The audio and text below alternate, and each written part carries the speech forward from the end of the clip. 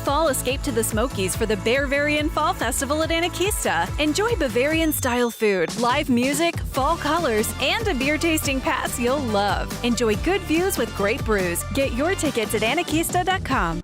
Good morning, Chris. First to the chat this morning. Wow, you're on top of it this morning. Ruth, Julie, you got beat this morning. Denise, how are you? Shelby, Roz, and it's hump day. Mike. What day is it? Have you ordered your East Tennessee weather mug yet from the merch shop? Have you gotten your orange shirt from the East Tennessee weather merch shop? I don't know if you have or not, but if you have, good on you. It is Wednesday. And we've got a little bit of rain hanging out with us already this morning. So I do want to start you off first things first. See if this actually works here. Let's get this up here. There it is. So we've got rain showers from Oak Ridge to Clinton over into Campbell County, Caryville to La Follette and Harrogate. Some good, solid, efficient rain producers already this morning. And that's really going to be the story throughout the day today and tonight and through the day tomorrow until we start to lose this abundant moisture source. Efficient rain producers, gully washers are really going to be in the forecast here for the day, or really the next 24 hours. All right, we'll take it back outside.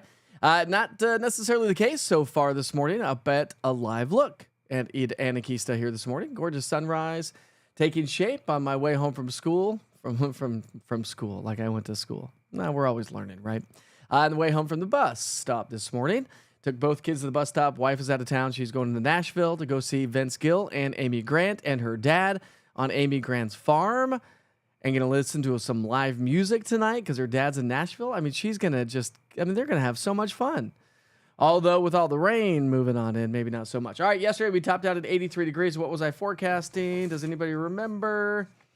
I was forecasting 83 degrees. So there we go. 77 Crossville, 83 Chattanooga, 81 Tri-Cities. Picked up the big winner anyways yesterday was Crossville picking up over half an inch of rainfall, and more is on the way.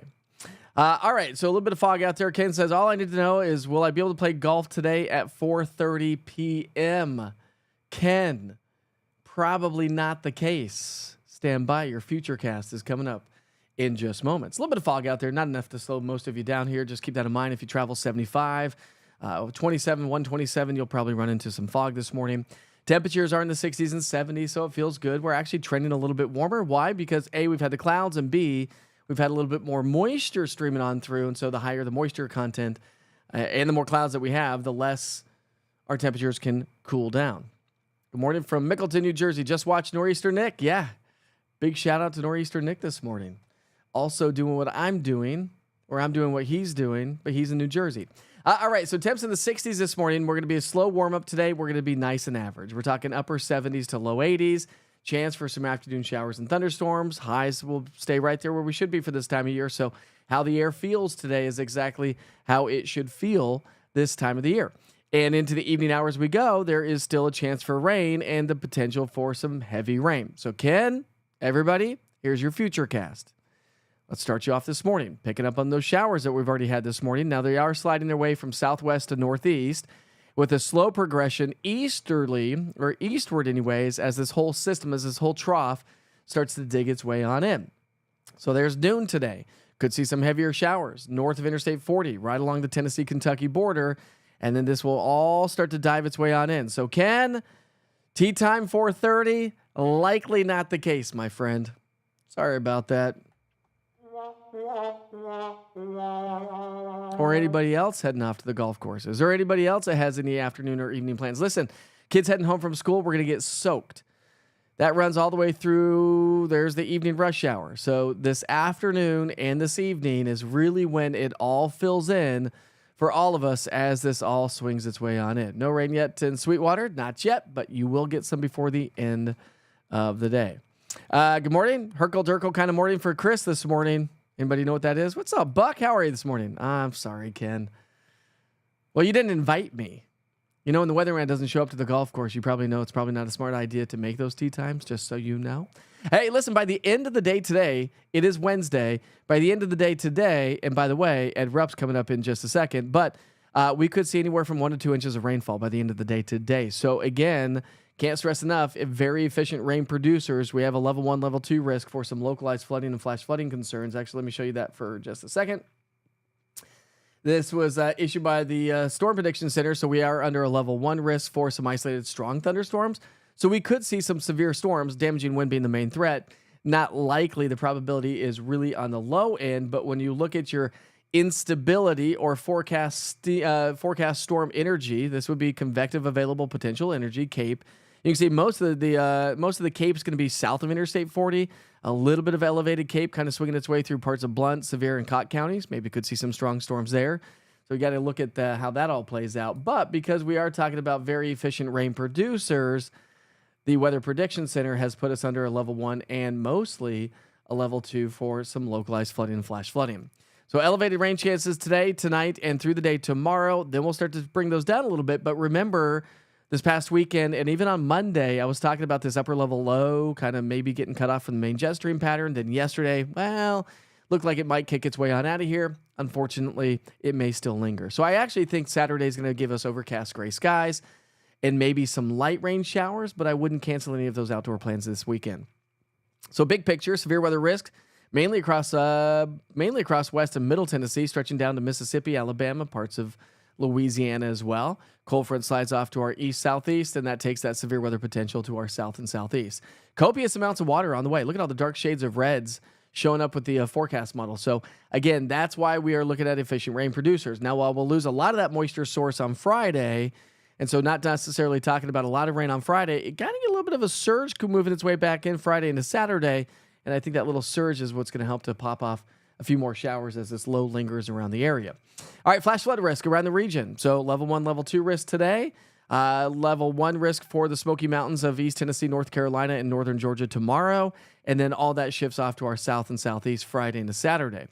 So let me show you the upper level pattern. Okay, what we're looking at is 500 millibars, and so those are the white lines. 500 millibars, about 15,000 to 18,000 feet up in the atmosphere, and these are little waves. This will show us the troughs taking shape around the area. So as this trough digs in, you can see how this trough slides in.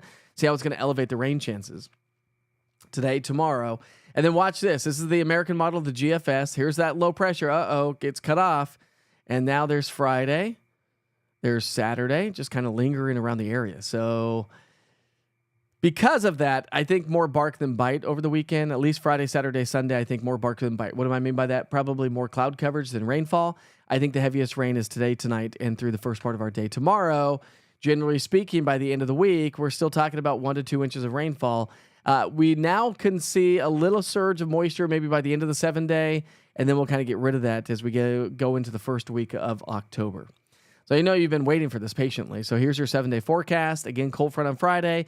It's not necessarily going to bring us a big cool down. It will help to shut down those, the heavier rain showers. It brings us some slightly drier air, but I'm still going to hang on to about a 20 to 30% chance of rain as we get into the weekend and next week. And then above and beyond the 7-day, the Climate Prediction Center is still predicting the potential for above average temperatures that could settle their way back in. All right, I want to show you a live look in downtown Anderson County. I always say downtown Anderson County. Downtown Clinton in Anderson County. And again, a little bit of fog there. Got some rain showers. You can see the wet roads. So some of you are going to have to contend with a little bit of rain here this morning. And all of us are going to have to contend with a lot of rain later on this afternoon. So we'll go back to the radar here for just a moment of time. Show you who's getting the rain. A couple of spotty showers over into parts of Cumberland County, Roane County, Kingston. It's already moved its way through Harriman, Glen Alice, Rockwood, and Spring City, seeing a little bit of light rain. It's starting to settle its way into Oak Ridge and Carnes and Clinton, Hardin Valley, Farragut. Clinton's in the thick of it here this morning, along with Lake City, stretching up to Norris Lake, up into Campbell County, and that continues up into Claiborne County from Clarefield to Speedwell, Big Barron. So Harrogate, Tazewell, Rutledge, Maynardville, Paulette, Halls, Blaine, you're going to be next in line as these showers move their way on in. But it is Wednesday, and you know what that means. We've got to say good morning to Ed, shall we? Wait for him. Wait for him. Bam! Now we slide all the way downhill to the weekend. The kids can get ready for school, and Debbie can take her shower. Oh, Debbie can take her shower. And now, my friends, it's time for those national holidays.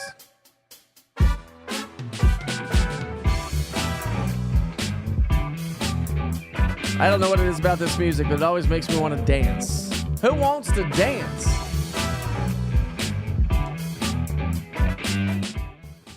All right, national holidays. It is September 24th. Happy birthday to anybody celebrating a birthday. Any events going on, let me know. I will, speaking of which, where are my pieces of paper? Where are my pieces of paper? Ah, crud. Anyways, I don't know if you saw it on social media, but I do have an event to share with you coming up in 9 days. 9 days away. We've got the PJP Parkinson's 5K and 10K run. I'm going to be out there emceeing the event. If you want to get out and raise some money for a great cause, we're talking about Parkinson's disease.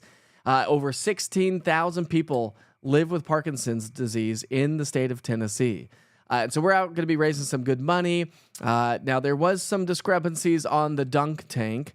I don't know if there's going to be one out there or not. We don't know yet. But if there is, I will be in the dunk tank ready to be dunked by you. So get out. Let's raise some money. Parkinson's disease, the PJP Parkinson's Run 5K and 10K. It's in Farragut, so it's in West Knoxville. If you're looking for something to do, I've already posted that on social media. Go check that out. And I will continue to talk and post about that until we get to the event. All right, today is World Dense Breast Day, the last day of September, last Wednesday anyways, of September. It's National Cherries Jubilee Day. Ooh, that sounds amazing. That looks amazing, doesn't it? It's National Punctuation Day. All right, I give a big shout out to that. You know, one thing that a lot of folks, and I've talked about this before on the platform, when I help teach younger meteorologists who want to be on TV, one thing I actually make them do is verbatim write out their forecasts that they did, whether it be on the weather wall or whatnot. And due to the fact of the fact of the matter is that most meteorologists, because everything that we do is ad-libbed, we don't have any scripts. Everything's just like up here somewhere. And a lot of times the gerbil's like trying to find the information. And when you're new to TV, you kind of forget to take pauses and breaks and slow down like we would have having a conversation. But I make them write verbatim what they said. And one thing that they don't do is a lot of punctuation in the way that they give a weather report. They don't have periods, which leads to pauses. They don't have commas. That leads to pauses. They don't just break. And they end up having a lot of run-on sentences.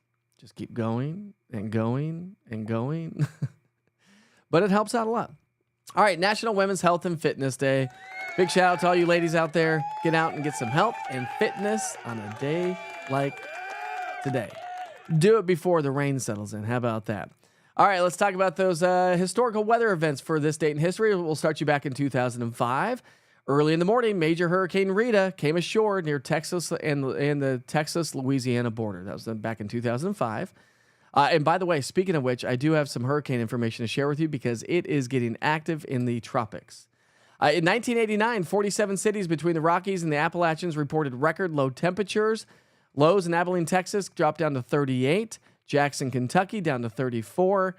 And the low of 36 degrees at Midland smashed their previous record for this date by 13 degrees. In 1988, thunderstorms developing along a stationary front produced large hail and damaging wind in southeastern U.S. Reports of severe weather, most numerous in North Carolina with some golf ball size hail. In 1987, the first full day of autumn proved to be a pleasant one for much of the nation with sunny skies and mild temperatures. Nice. We've had a nice one this year, too, as well. In 1972, lightning struck a man near Waldport, Oregon. A young man who it so happens was carrying 35 pieces of Lightning struck a man in Oregon who happened to be carrying 35 pieces of dynamite.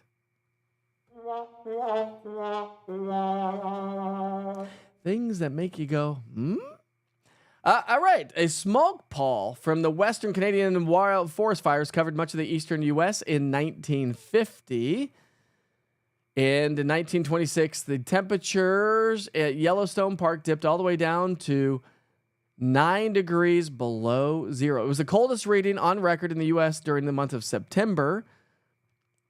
Severe freezes were also widespread across the northwestern U.S., causing great crop destruction. Now let's talk about some world history, shall we? There we go for this date in history.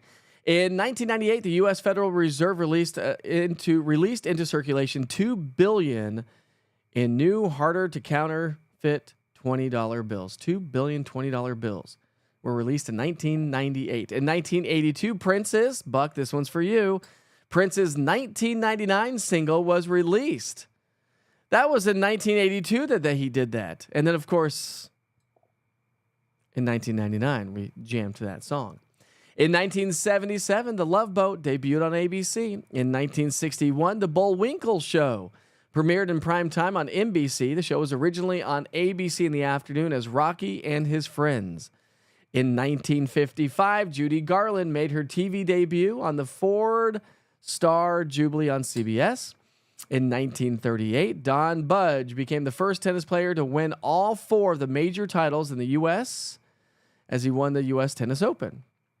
He had already won the Australian Open, the French Open, and the British Open. And in 1934, for you baseball lovers, Babe Ruth played his last game as a New York Yankee player. The more you know. Now we're going to take you back outside. A live look from Fox Road Marina. That's the kind of morning that we're having. Overcast, gray, and some rainier conditions here this morning. And if we have any pictures, which I think we had a couple, we do have one. This one's coming in from Autopilot from Ringgold, Georgia, joining us this morning. How about this one? Ooh, there's your red sky in the morning. Angela, if you remember, she was in Italy recently and posted this one through Witcher's Pictures. Now that just makes me want to go to Italy. And we had a great sunset from Oak Island in North Carolina. Anybody want to go to the beach? Doesn't that just look amazing? Wonderful, wonderful, I say. That's what I say.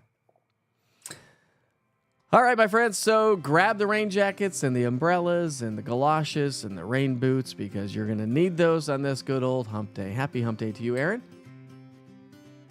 You can hear the music. You can kind of hear the music, right?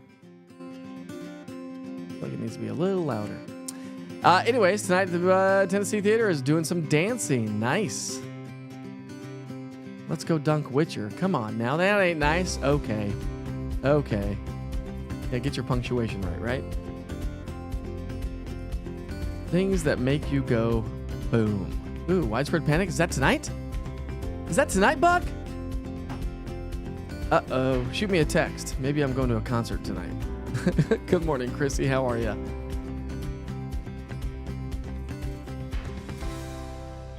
Aren't those beautiful? Prince, definitely 3 of the best shows ever witnessed out of the hundreds of shows and festivals you have been to. Been to a lot. Hit me up on a text message, Buck. Is Widespread playing tonight? Waiting for your text message to come on through.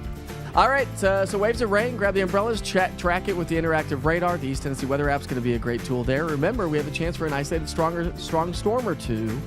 Damaging wind would be the main threat, not to mention localized flooding and flash flooding cannot be ruled out as well, as we have a level 1, level 2 risk for some flooding and flash flooding concerns. Efficient rain producers. And it's really going to pick up as we get into the afternoon. Kids head home from school through the evening rush hour and even through parts of the day tomorrow before we start to dry out, but still going to hang on to some rain chances over the weekend. I break it down with your big picture weather forecast. I've got a 1 minute with Witcher on the East Tennessee Weather Platform. I've got a full forecast of how the weather's playing out and why, the big picture story, along with your 7-day. And if you missed any of the forecast at the beginning and you're joining on the app, I will send you right back to the 24-hour channel, front and center, right there on the app. Be safe, be kind to each other. Life is short. I'll see you throughout the day on social media and tomorrow morning. We'll Wake Up with Witcher starting off at 7:30 as we get into our Friday Eve. Sounds good, doesn't it? See you soon.